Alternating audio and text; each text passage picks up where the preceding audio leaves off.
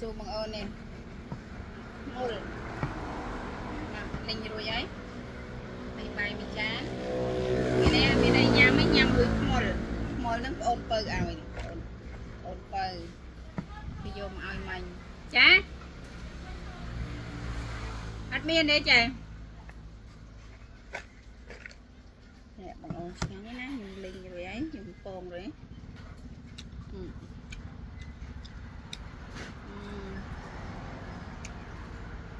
nhắm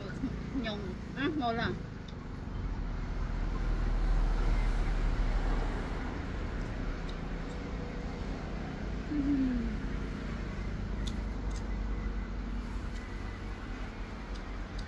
ăn ngon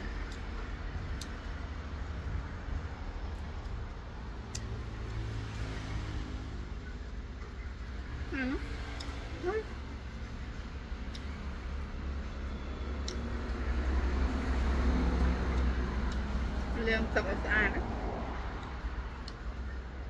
trên tập luôn thì ăn tập ăn đi ăn đầy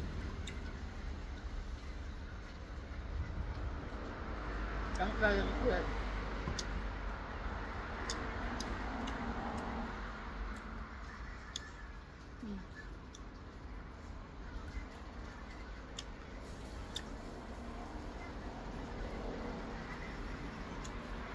nhanh mà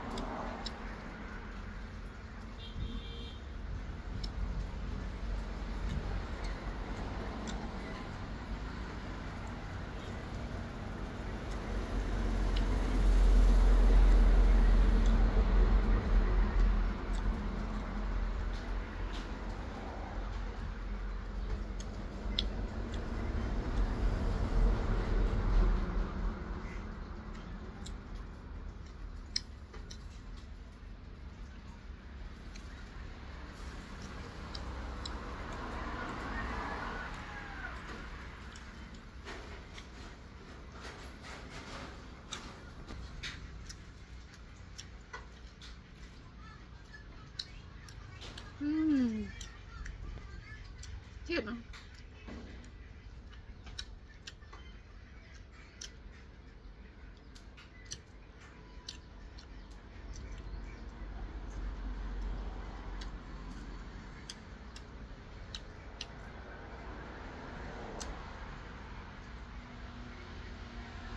linh thức ăn mà